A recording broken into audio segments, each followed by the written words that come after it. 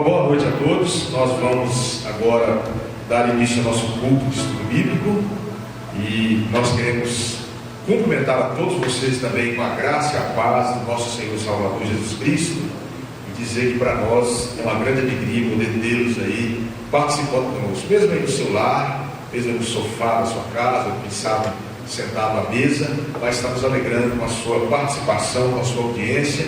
Isso nos anima a prosseguir. Então nós vamos agora, para começar o culto, nós vamos fazer a leitura de uma porção das Escrituras e vamos fazer uma oração e depois nós vamos passar então o nosso estudo bíblico nesta noite. Eu queria ler para início aqui o Salmo 119, os versículos 97 ao versículo 104. Diz assim a palavra do Senhor, Salmo 119, 97 ao 104, diz assim: quanto amo a tua lei, é a minha meditação todo o dia. Os teus mandamentos me fazem mais sábio que os meus inimigos, porque aqueles eu os tenho sempre comigo. Compreendo mais do que todos os meus mestres, porque medito nos teus testemunhos. Sou mais prudente que os idosos, porque guardo os teus preceitos. De todo mau caminho desvio os pés, para observar a tua palavra. Não me aparto dos teus juízos, pois tu me ensinas. Quão doces são as tuas palavras ao meu paladar, mais que o mel à minha boca.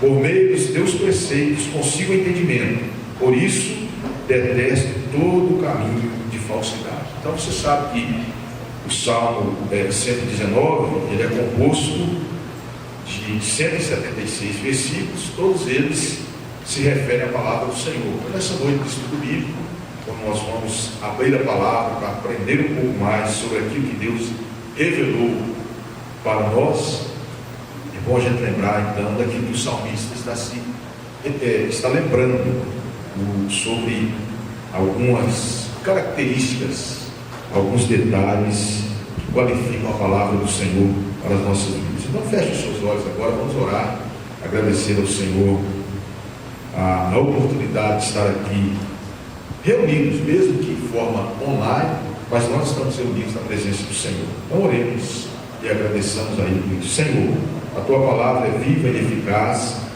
e o Senhor tem dado ao Teu povo a oportunidade de reunir para estudar. Que o Senhor tenha misericórdia de nós, que nesta noite nós possamos crescer um pouco mais na graça e no conhecimento do Senhor ao estudar a Tua palavra.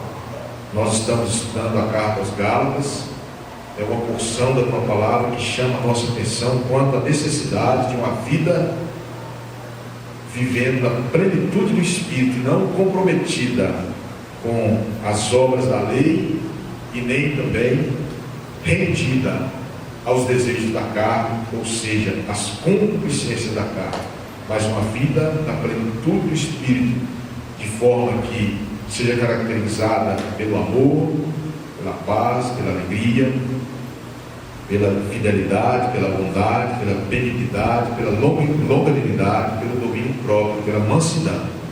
Louvado seja o nome do Senhor, porque o Senhor, pela tua infinita graça, tem nos dado a oportunidade de manifestar em nossas vidas essas virtudes que são também atributos do Senhor. Ajuda-nos, porque a nossa imperfeição nos impede de viver a plenitude do fruto do Espírito, mas o desejo do nosso coração, redimido em Cristo Jesus, nos move a isto, nos incentiva e nos dá força para continuar. Usa, Senhor, a meditação desta noite para nos fortalecer, para nos educar, nos instruir e nos capacitar a continuar essa caminhada que o Senhor nos propôs por intermédio de Cristo Jesus, teu único Filho, que morreu na cruz por nós para nos dar a vida eterna. E é no nome dele que nós oramos e agradecemos. Amém. Amém.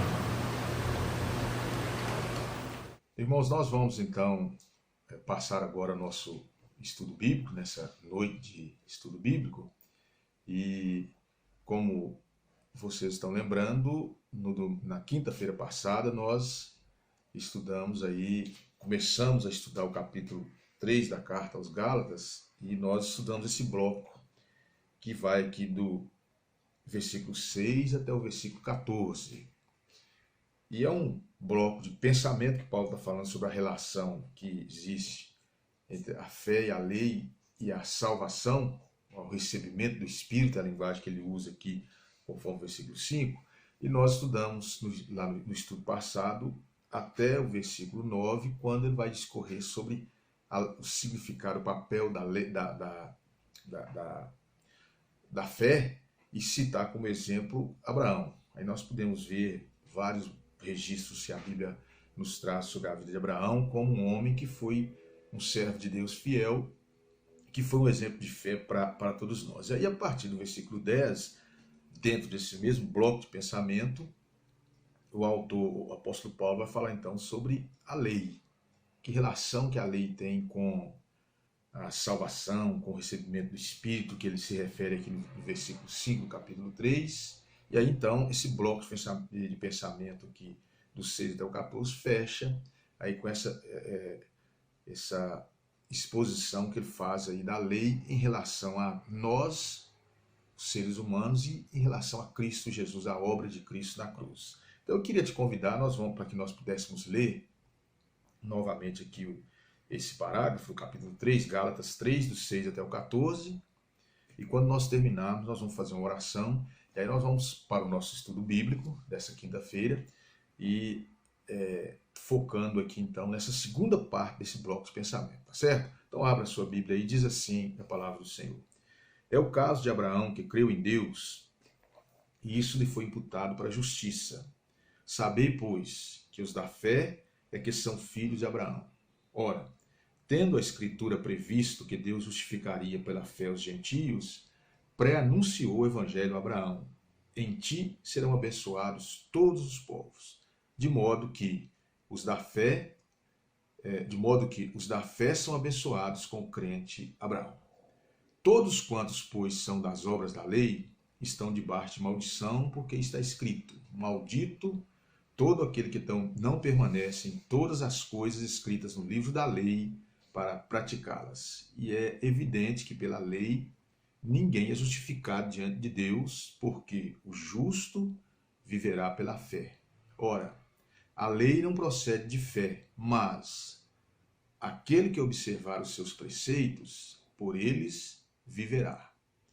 Cristo nos resgatou da maldição da lei, fazendo-se ele próprio maldição em nosso lugar, porque está escrito: maldito todo aquele que for pendurado no madeiro, para que a bênção de Abraão chegasse aos gentios em Jesus Cristo, a fim de que recebêssemos pela fé o Espírito prometido. Então você observou que aí os versículos 13 e 14, ele insere aí na sequência do seu argumento essa citação lá do livro de Deuteronômio.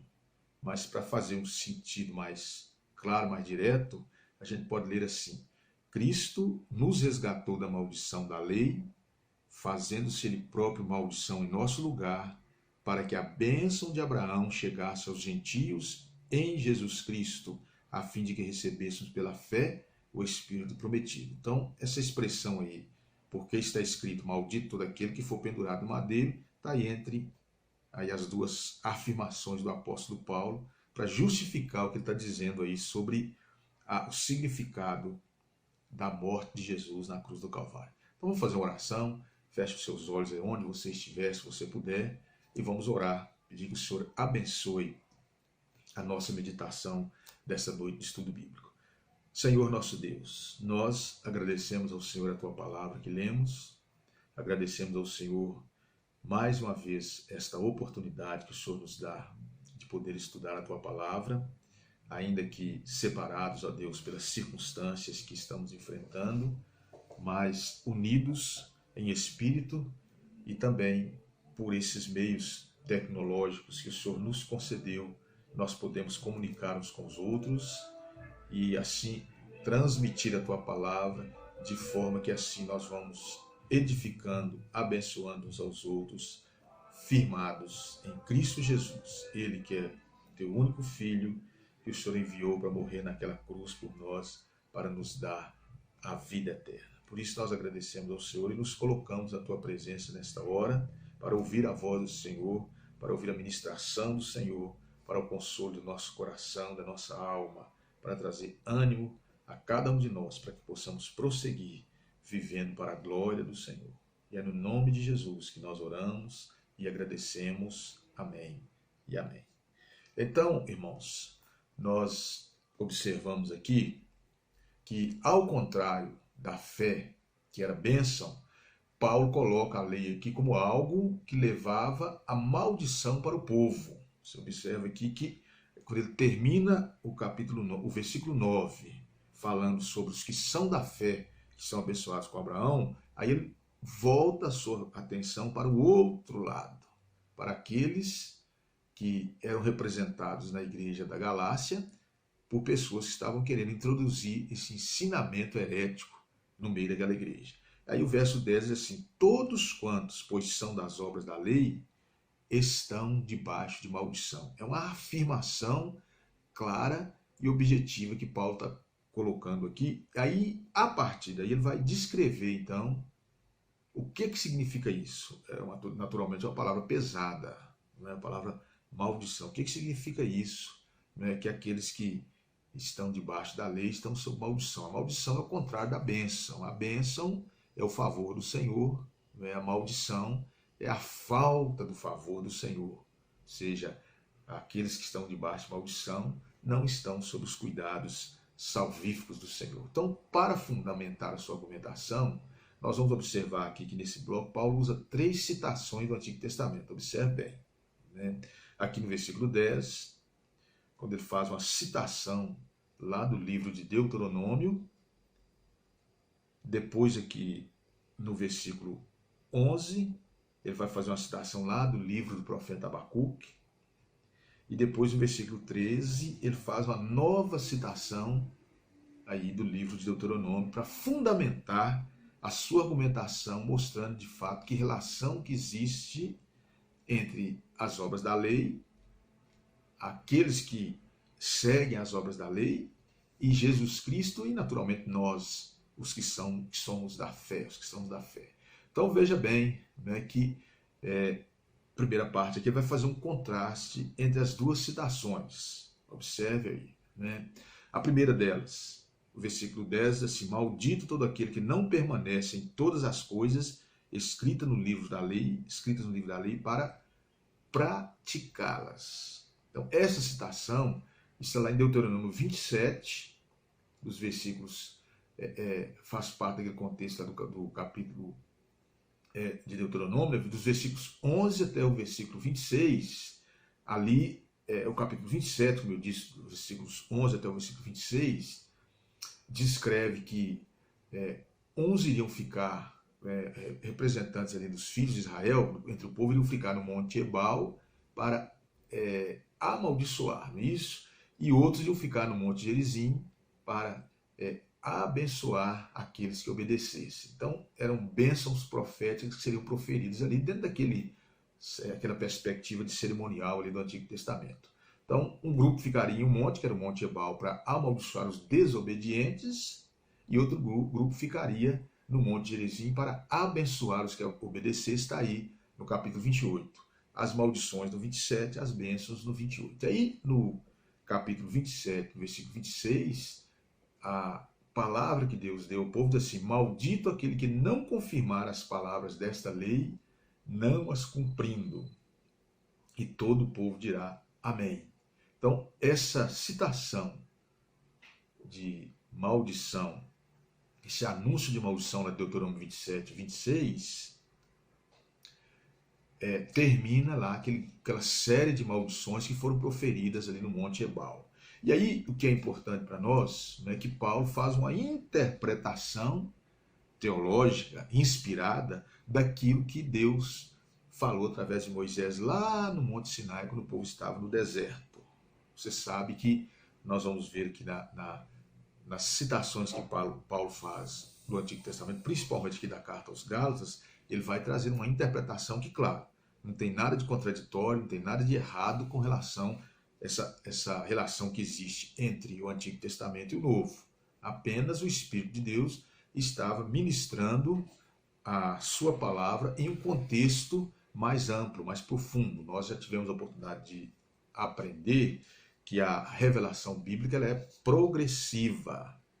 Então, algumas verdades que eram reveladas lá no Antigo Testamento, desde lá no início, elas não eram com tanta profundidade, com tantos detalhes, como vai sendo revelado à medida que a história vai se desenrolando. E chega no Novo Testamento, que é a plenitude do Antigo Testamento, naturalmente essa revelação vai ser mais detalhada, mais profunda, é o que acontece aqui. Então, quando a gente diz que Paulo interpretou as citações lá do Antigo Testamento, ele não trouxe uma nova interpretação.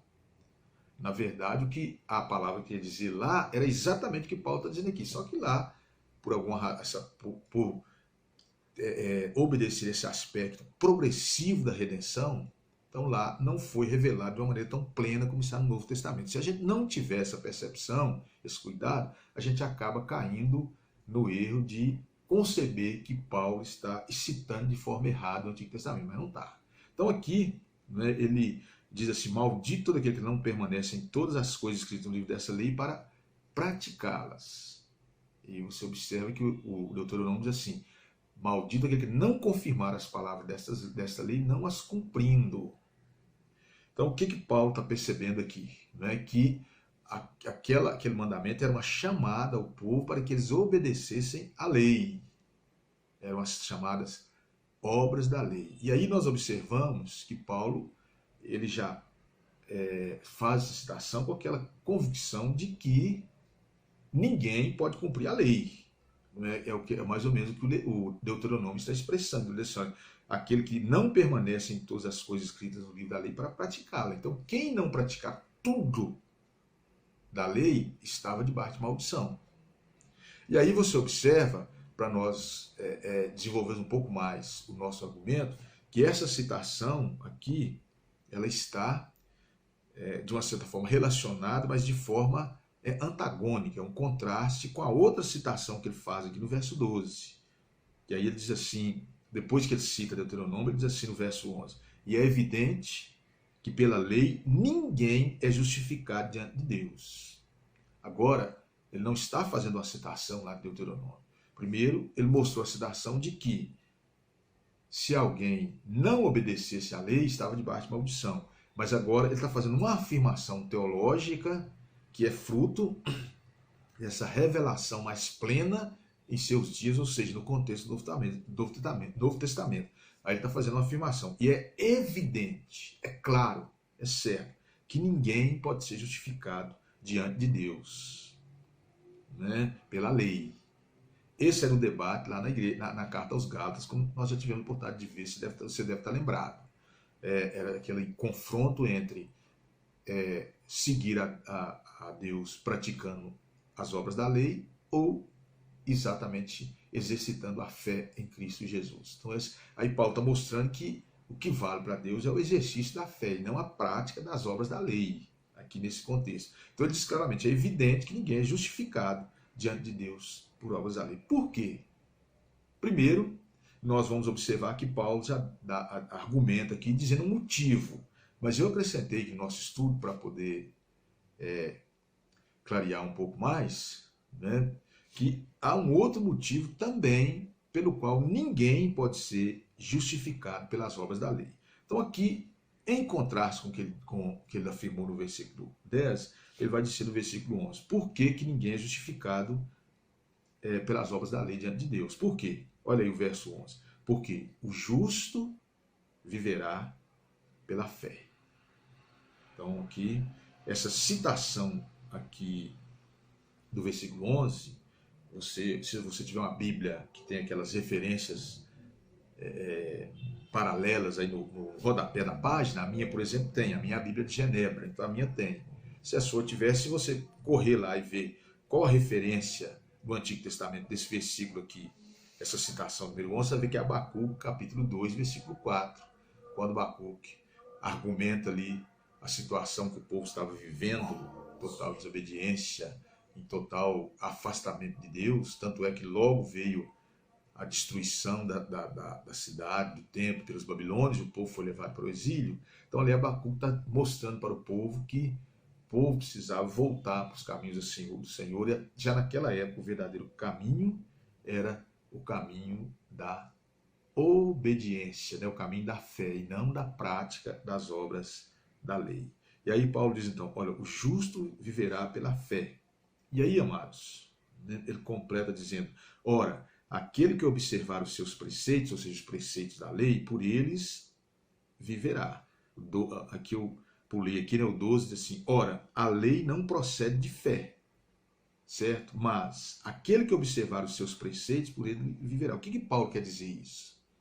Que esse ensinamento da lei não procede da prática da fé, mas sim da obediência aos preceitos da lei, e quem vive para obedecer os preceitos da lei de Moisés vai viver por eles. Ou seja, deixa Cristo de lado e vai viver de acordo com os fundamentos da lei, consequentemente vai sofrer as consequências. E aí, Paulo, o argumento aqui na carta aos Gálatas, que ele usa, é a citação de Abacuque, uma citação clara e objetiva. O justo viverá pela fé. Não tem alternativa, não tem argumentação. Mas aí, se a gente aprofundar um pouquinho mais a nossa reflexão na Bíblia, nós vamos ver que ninguém pode ser justificado diante de Deus pela lei por causa do papel da lei. Aqui ele relacionou a fé com Abraão, aqui agora ele está falando sobre a lei. Então, qual que é o papel da lei em relação a nós, em relação ao homem pecador? E aí, Paulo vai trazer uma explicação bem clara e objetiva, lá no capítulo 3 da sua carta aos Romanos, os versículos 19 e 20, quando ele diz assim, Romanos 3, 19 e 20, se você porventura está acompanhando aí, né, quiser acompanhar. Então ele diz assim, ora, versículo 19, de Romanos aqui, sabemos que tudo que a lei diz aos que vivem na lei, o diz para que se cale toda a boca e todo mundo seja culpável perante Deus. Visto que ninguém será justificado diante dele por obras da lei, em razão de que pela lei vem o pleno conhecimento do pecado. Percebeu? O papel da lei, para que a lei serviu? A lei serviu apenas para trazer sobre o homem pecador a legalidade da existência do pecado. Né? Então, ou seja, ele diz, sabemos que a lei diz, aos que vivem na lei o diz para que se cale toda a boca e todo mundo seja culpável diante de Deus. Então, ou seja, ninguém pode se auto-justificar diante de Deus. Eu não sabia. Não sabia que estava errado, Senhor, porque a lei já nos encerrou todos nós em condição de culpados, como transgressores da vontade do Senhor. A lei veio para dizer para nós que nós somos desobedientes, nós somos transgressores da vontade do Senhor. Mas esse papel, aparentemente incompleto da lei, era o fim exato para o qual ela veio, né? Que foi simplesmente para poder apontar para Cristo. Então aí ele completa dizendo, ninguém será justificado por obras da lei, porque na verdade o que a lei fez foi trazer o conhecimento do pecado. Então, amados, ela veio, ela trouxe esse conhecimento do pecado, ela nos acusa diante de Deus, mostrando que nós somos falhos, nós estamos desobedientes a esses preceitos. Ela veio só para isso, né? E aí Paulo mostra para nós aqui então que ela veio trazer para nós o pleno conhecimento do pecado, ou seja, nos mostrar de fato o que é pecado e o que está errado. E aí esse papel que a gente diz aparentemente completo na lei, né? Então qual que é o papel dela mesmo, já que ela não pode salvar, que ela não pode justificar ninguém diante de Deus. E aí nós vamos voltar aqui à carta aos Gálatas, no capítulo 3, dos versículos 22 ao 29, Paulo vai deixar bem claro. Eu vou só ler aqui porque é importante para a nossa argumentação aqui, mas depois nós vamos estudar, quando a gente chegar nessa porção aqui do capítulo 3, dos próximos estudos, nós vamos ter a oportunidade de detalhar um pouco mais o que significa isso que Paulo está dizendo. Mas aqui, esses versículos aqui, o capítulo 3, versículos 22 ao 29, ele nos mostra aí exatamente o papel da lei em relação a nós. Ela veio para trazer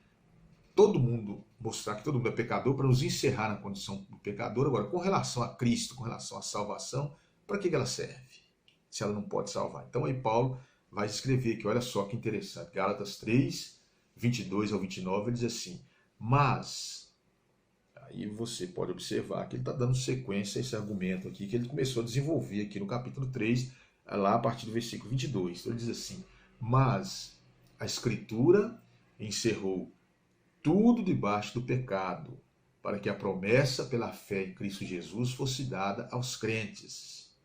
Aí a Escritura que ele está se referindo é a lei. A Escritura veio e mostrou que todos nós somos pecadores.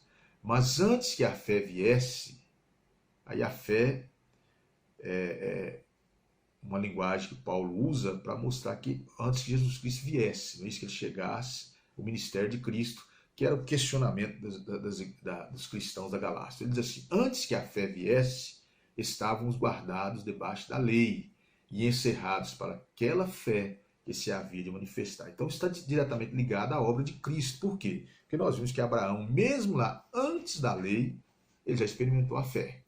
Então essa fé que viria no futuro era em Cristo Jesus, era a plenitude do relacionamento com Deus por intermédio de Cristo, coisa que a lei não podia proporcionar aos que buscavam o povo do Senhor lá no Antigo Testamento. Então no versículo 24 diz assim: de maneira que a lei nos serviu de aio para nos conduzir a Cristo, para que pela fé fôssemos justificados.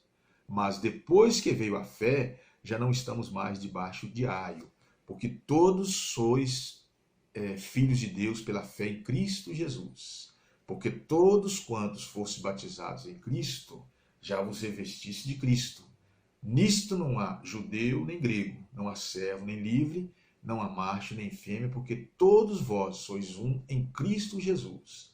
E se sois de Cristo, então sois descendência de Abraão e herdeiros conforme a promessa. Então Paulo está dizendo para todos nós aqui, né, que a lei, se ela não pode salvar, se ela não pode nos conduzir até o céu, até a presença de Deus, qual que é o papel dela? Então ela serviu de aio. Aio é uma expressão mais antiga, mais provinciana, não tão moderna, né, que traduz a palavra mordomo. A palavra seria mordomo, mas a gente não tem isso hoje na nossa cultura ocidental, mas esse aio era tipo uma pessoa assim que, de confiança daqueles senhores da época que tinham grandes fortunas e tinham seus filhos, não queria gastar tempo para cuidar de menino. Então geralmente eles contratavam alguém que era sábio, que tinha preparo, educação elevada, estudo, para educar os filhos, e esse então era o aio. E alguns chamam também de mordomo, diferente do conceito moderno de mordomo, né? Por exemplo, um caso clássico que nós temos na história é segundo as pessoas dizem isso, o Alexandre o Grande, por exemplo, teve o seu aio, que era alguém de grande cultura da época, que conduziu ele e o ensinou, né, os caminhos, enquanto seu pai, Filipe da Macedônia, estava na guerra. E aí se tornou um guerreiro tão habilidoso, o grande Alexandre o Grande, que conquistou, de tantas conquistas, e conquistou o Oriente, e a nação de Israel esteve sob o domínio deles durante um bom tempo também, desse exército de Alexandre, que era o exército grego, mesmo depois da morte dele. Então aí esse aio, a lei se vê esse papel, ela cuidou do homem aí, até que Jesus Cristo viesse, para que então nós pudéssemos experimentar a vida eterna. Então esse é o papel da lei, né? E o autor da Carta aos Hebreus depois vai explicar uma perspectiva mais do aspecto cerimonial, de que todos aqueles cerimoniais da lei, eles não podiam perdoar pecados. Era simplesmente cumprir ali um ritual cerimonial, mas o perdão do pecado veio em toda a sua plenitude com Jesus Cristo na cruz do Calvário. Aí ele completa aqui dizendo então que não pode ser qual nacionalidade for, qual sexo, enfim, não é, se é livre ou se é escravo. Quem é descendente de Abraão é aquele que está em Cristo. Então, espiritualmente, a verdadeira descendência de Abraão, que importa é a descendência espiritual. Nós não somos descendentes étnicos de Abraão como os judeus, mas somos os verdadeiros filhos espirituais, porque estamos em Cristo Jesus. Então, Paulo mostra aqui que quem permaneceu, permanece na lei é maldito, porque ele não pode cumprir, não pode obedecer à lei em toda a sua plenitude, ou seja, ninguém é perfeito, então nós não podemos obedecer à lei. Por isso que Jesus veio para cumprir a lei, porque nós não poderíamos cumprir. Ainda que a gente obedeça a um preceito ou outro, mas vai acabar a gente falhando por causa das nossas imperfeições. Mas aí a boa notícia é que a Bíblia nos mostra que nós vivemos pela fé. Então a verdadeira descendência de Abraão vive pela fé. E até mesmo no tempo da lei, a graça de Deus estava sendo manifestada ali por intermédio de Cristo Jesus. Meus irmãos, então essa é a grande promessa que nós temos. Nós, os justos, vivemos pela fé. A lei apenas veio para nos encerrar sob a condição de pecadores, por isso que quem vive segundo a lei de Moisés está debaixo de maldição, porque ele não está experimentando a bênção da salvação em sua vida, embora ao longo de toda a história do cristianismo sempre surgiram grupos, como hoje tem, que defendem isso aí, que assim como aqueles lá na igreja da Galácia estavam defendendo, hoje nós temos grupos entre nós que defendem que você precisa cumprir a lei, que o verdadeiro caminho até Deus é exatamente o cumprimento da lei de Moisés, quando a Escritura está dizendo totalmente o contrário. E aí, na sequência, irmãos, nós observamos que se ninguém podia cumprir a lei, consequentemente, para que o problema do homem, o problema do pecado fosse resolvido, alguém que pudesse cumprir, pudesse pagar a dívida do pecado para nos justificar, teria que vir para fazer esse pagamento. E aí que entra então a obra, a pessoa e a obra de Cristo Jesus. Por isso que Paulo diz que em Cristo Deus nos justificou. Justificados, pois mediante a fé tendes paz com Deus. Então, esse justificar é o termo que Paulo usa para mostrar que agora em Cristo nós não estamos mais em dívida diante do tribunal de Deus, tribunal espiritual. A nossa dívida foi paga por Cristo Jesus. Basta que a gente receba, aceite Ele como Senhor e Salvador das nossas vidas. E aí então, como que Jesus Cristo, aquele que não tinha pecado, que não tem pecado, que é Deus, é Deus e sempre será, como que ele poderia morrer por nós na cruz do Calvário? Então aí Paulo nos dá uma explicação aqui nessa carta, nos mostrando como é que Jesus pôde, mesmo sendo Deus e sem pecado, a Bíblia diz que tudo foi semelhante a nós, menos do pecado, como então que ele pôde vir e morrer por mim e morrer por você para nos dar a vida eterna. Então observe que diz aí a partir do versículo 13, diz assim: Cristo nos resgatou da maldição da lei. Então a lei nos encerrou a todos debaixo de maldição. Por quê? Porque nós não podemos obedecer à lei. A nossa obediência a alguns preceitos da lei, a obediência dos judeus a alguns preceitos da lei, a obediência de alguns da Galácia a alguns preceitos da lei, não é suficiente para tirar a maldição do pecado de sobre as nossas vidas. Percebeu então o que Paulo está querendo dizer? E aí então ele vai dizer então que aí entra Jesus Cristo. Olha que coisa preciosa a obra de Jesus, o valor. Quando a gente compreende isso, a gente percebe quão preciosa, quão importante foi a obra e a pessoa de Cristo Jesus por mim e por você. Ele diz: Cristo nos resgatou da maldição da lei, fazendo-se Ele próprio maldição em nosso lugar. Então, Cristo, Ele mesmo se fez maldição em nosso lugar. Então, Ele não tinha e não tem a maldição do pecado, mas Ele se fez maldição em nosso lugar. E como que Ele se fez maldito em nosso lugar? Aí Paulo cita, para justificar teologicamente a sua afirmação, para explicar o que ele quer dizer com isso, aí no versículo 13, então ele diz aí, quando ele fala que Jesus se fez ele próprio maldição em nosso lugar, ou seja, ele se tornou como um de nós, e ali ele nos substituiu na cruz. Quando Jesus morreu ali, na verdade, era cada um de nós que deveria estar morrendo ali, mas ele morreu em nosso lugar. Então aí, como que Paulo justifica essa afirmação de que Jesus, o Deus Filho, o Deus Todo-Poderoso, Jesus é Deus, e a segunda pessoa da divindade, ou da trindade? Como que ele se fez maldito? Ele diz assim: porque está escrito: maldito todo aquele que for pendurado no madeiro. Então, a gente sabe que existem várias discussões, vários debates aí acadêmicos, heréticos, carnais, sobre essa questão, quando Paulo afirma sobre essa questão do madeiro, essa relação entre a cruz na qual Jesus foi crucificado e o madeiro que os piores criminosos da época eram colocados aí até o pôr do sol. E aí há algumas diferenças que a gente sabe, no início, que a cruz é um instrumento que não era historicamente, as informações que a história nos traz é que esse instrumento com aquela barra vertical e a outra horizontal, na qual era pregado o criminoso, dependurado, no Antigo Testamento não tinha. Então aqui, quando Paulo fala sobre essa questão da maldição cair sobre aquele que era pendurado no madeiro, as nossas Bíblias nos remetem a Deuteronômio 21, 22 e 23. Eu queria te convidar, se você pudesse, para a gente dar uma corridinha lá para fazer essa leitura.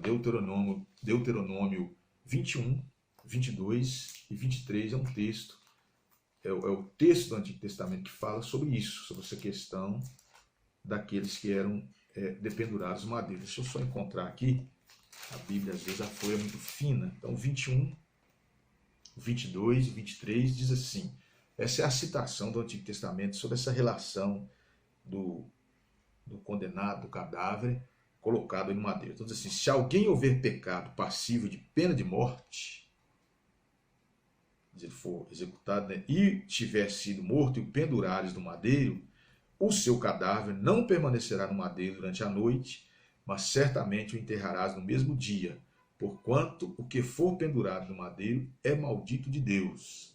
Assim não contaminarás a terra que o Senhor teu Deus te dá em herança. Então aqui, quando os guardas foram lá na cruz para quebrar as pernas de Jesus, era comum eles quebrarem as pernas dos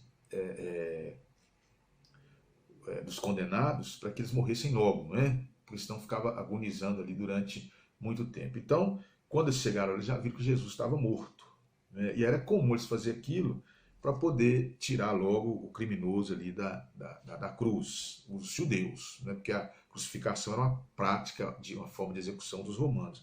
E aqui ele está mostrando aqui o seguinte, que todo aquele que é pendurado no madeiro, ele é maldito de Deus. Ficou meio truncado até aqui as afirmações, mas dá para entender claramente. Ele afirma que aquele que é pendurado no madeiro é maldito de Deus, basicamente está afirmando isso, e que o cadáver não pode permanecer durante a noite, porque se ele permanecer durante a noite, quando ele fosse enterrado, então, ele contaminaria a terra que o Senhor havia dado. Aí não dá explicação por que isso, então só diz o seguinte, né, que aqui, se o seu cadáver não permanecerá no madeiro durante a noite, mas certamente o enterrarás no mesmo dia. O que Moisés está dizendo é que se o cadáver que fosse pendurado, o condenado pendurado no madeiro, e ele passasse a noite, quando ele fosse enterrado, ele iria contaminar a terra. Então, geralmente, eles enterravam no mesmo dia para que ele não contaminasse a terra. E aí,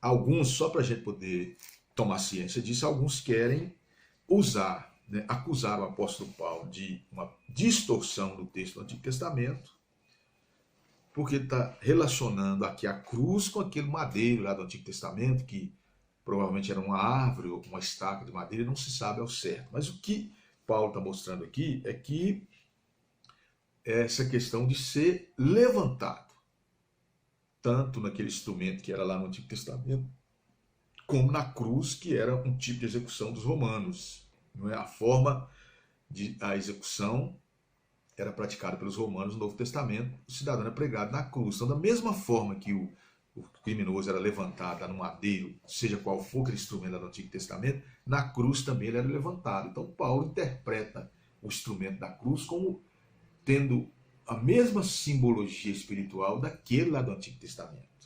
Né? E aí então ele diz, maldito todo aquele que for pendurado no madeiro, porque você sabe que a forma comum de execução entre os judeus era o apedrejamento. Diz até o Talmud, né,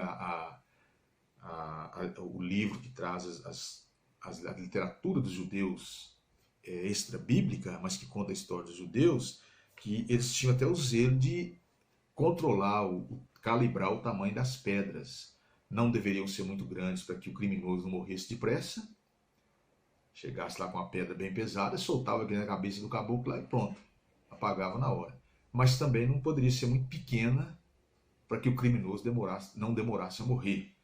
Então a coisa era até isso tinha, eu não me lembro aqui agora qual que é a calibragem, qual que seria o tamanho, o peso estabelecido para as pedras, mas também tem. Então até isso eles cuidavam. Mas o fato para nós aqui não é que a execução foi os romanos que determinaram para que Jesus fosse pendurado na cruz, levantado na cruz, que aí estaria cumprindo aquela prática que era comum lá no Antigo Testamento, nos círculos fora aí do contexto mais judaico, mais ali em relação à lei de Moisés, né? Então aí a pessoa era executada e aí ele era pendurado no madeiro, ficava ali até o pôr do sol à noitinha, para depois era tirado. Não tem uma explicação clara aqui por que eles faziam isso, mas você lembra que Davi, quando executou os inimigos de Saul, colocou de pendurado no madeiro durante o dia. Josué, os reis que ele executou quando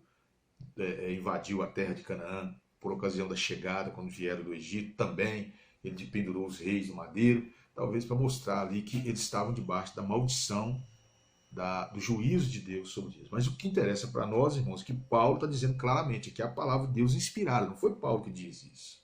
Ele está dizendo que o meio pelo qual Jesus se tornou maldito, se tornou um de nós, se tornou semelhante a nós para morrer, foi ser levantado no madeiro, pregado na cruz, porque todo aquele que é levantado no madeiro, nessa estaca, que nos dias de Cristo era a cruz, ele se torna maldito. E aí a maldição está no contexto aqui da questão do pecado. Então, ao se tornar maldito, né, ao se fazer maldito por nós, ele então, ao se entregar na cruz, por isso que nós vamos ver que os evangelhos dizem que era necessário Jesus Cristo vir, sofrer todas aquelas coisas, morrer, mas ser crucificado e ressuscitar o terceiro dia. Era necessário, ele não poderia realizar a obra se ele não morresse na cruz, porque foi através dela que ele se tornou maldito, semelhante a nós, para que ele pudesse dar a sua vida aí por mim e por você. Então não tinha pecados, mas ele se fez como um de nós, ainda que mesmo debaixo de maldição, mas sem pecado. Ele apenas misticamente se tornou maldito, mas não, essa maldição sobre ele não foi uma consequência da desobediência dele como nós. A maldição veio sobre nós por causa das consequências da nossa desobediência. Em Cristo não, foi imputada a ele a maldição de forma simbólica por esse mecanismo aqui de substituição, mas não como a punição por causa do pecado dele, porque ele não tinha pecado, certo? Então isso tem que ficar bem claro, a gente tem que frisar, tem que insistir muito nisso aí, para a gente não cometer aí a heresia de atribuir pecado a Jesus. Ele não teve pecado, a Bíblia diz que ele foi em tudo semelhante a nós, menos no pecado, ou seja, sem pecado. Isso. E aí então, Paulo completa dizendo por que Jesus veio e se submeteu a tudo aquilo. Deus Filho, Todo-Poderoso em toda a sua glória, ele se esvaziou de si mesmo e veio para habitar entre nós, se fez carne e habitou entre nós. Ou seja, carne, se tornou em natureza humana. Isso é o aspecto da natureza humana de Cristo Jesus. Jesus Cristo, homem, que Paulo escreve a Timóteo e diz lá que só há um mediador entre Deus e os homens. Jesus Cristo, homem, porque foi como homem que morreu na cruz, embora ele não tenha deixado de ser Deus. Isso é um mistério que a gente não vai explicar, né? As duas naturezas de Cristo. Jesus Cristo é Deus, Jesus Cristo é homem. Daí para frente as Escrituras não trazem mais nenhuma informação clara e objetiva de entender como que funciona isso. O certo é que Jesus é Deus e ele veio e morreu na cruz por nós como um de nós, semelhante a nós. E aí Paulo completa esse bloco de pensamento com o objetivo. Qual que foi o objetivo de Jesus submeter tudo isso? Ele diz, para que a bênção de Abraão chegasse aos gentios em Jesus Cristo, a fim de que recebêssemos pela fé o Espírito prometido. Então a gente poderia, de maneira devocional, de maneira respeitosa, até parafrasear esse texto aqui, dizendo: para que a salvação chegasse até os gentios em Jesus Cristo, ou seja, por intermédio de Jesus Cristo. Por quê? Porque Paulo está mostrando aqui que a bênção de Abraão foi a salvação, porque ele creu no anúncio, né, ele creu na pregação da fé, conforme está no versículo 5. Você observa que o versículo 5 termina Paulo fazendo a pergunta, né, no versículo 5 do capítulo 3, ele diz assim: aquele, pois, que vos concede o Espírito e que opera milagres entre vós, porventura o faz pelas obras da lei ou pela pregação da fé?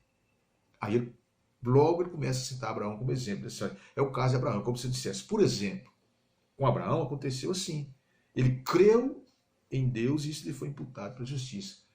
Como que ele creu em Deus? Porque Deus o visitou anunciando a pregação da fé.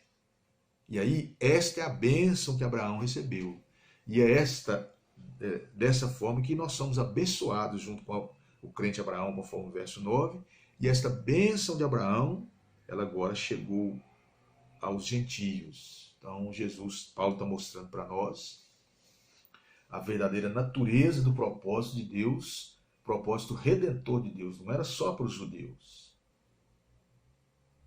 A lei de Moisés veio para os judeus para regulamentar aquele povo, mas Jesus Cristo veio para que a bênção que foi dada a Abraão, e que qualquer um, mesmo aqueles que estavam debaixo da lei e aqueles que estão agora na graça como nós, pudesse experimentar essa bênção. Essa bênção é o que? A mensagem é a boa nova de Cristo Jesus, aquilo que Abraão ouviu.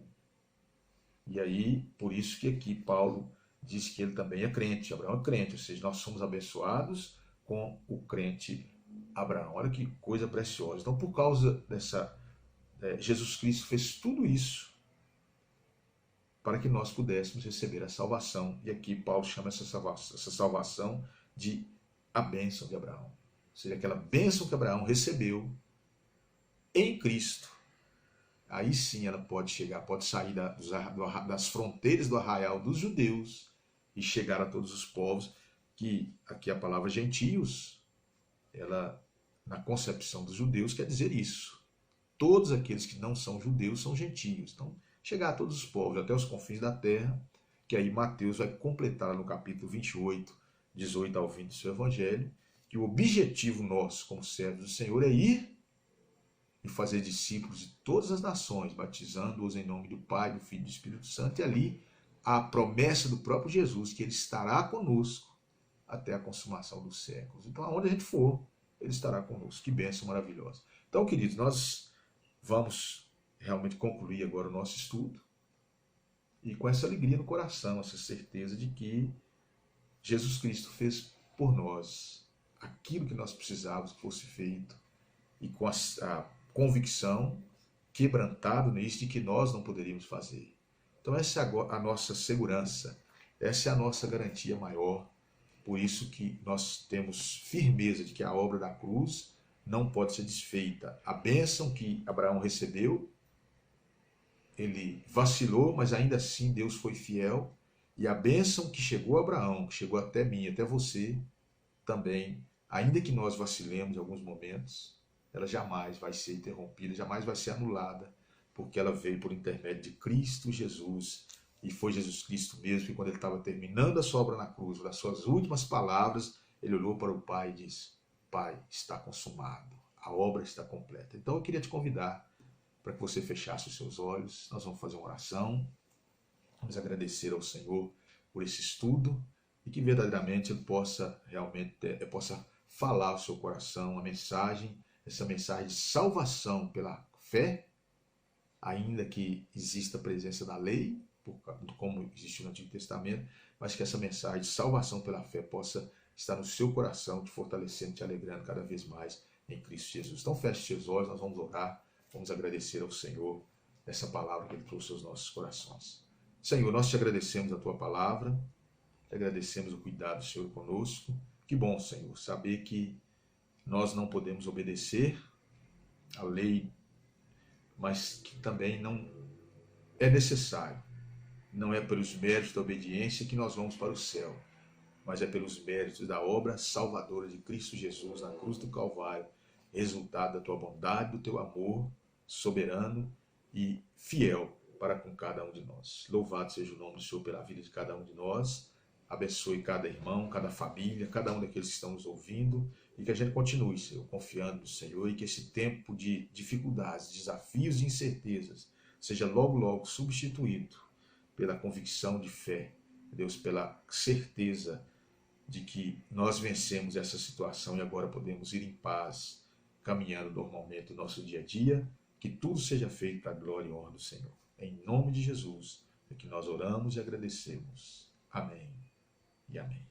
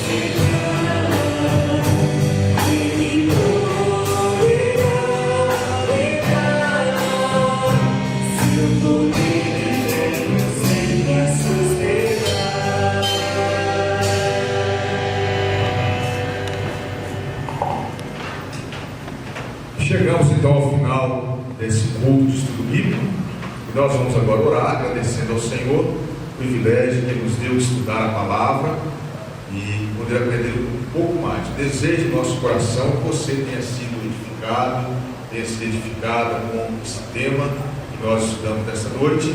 Desde já nós deixamos o nosso convite para você que está nos assistindo aí, que venha participar conosco na próxima quinta-feira. Nós vamos continuar esse estudo em série da Carta aos Gálatas.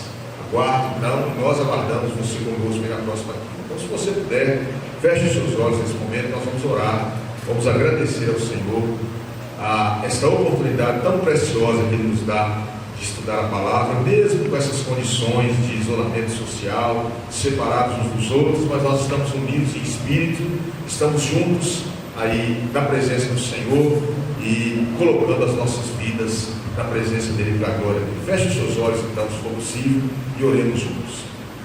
Senhor, nós te agradecemos, porque nesta noite, mais uma vez, nós recebemos a instrução do Senhor, mais uma vez o Senhor falou aos nossos corações. Agora te pedimos, Senhor, que o Senhor nos dê graça de colocar em prática em nossas vidas tudo aquilo que nós temos aprendido.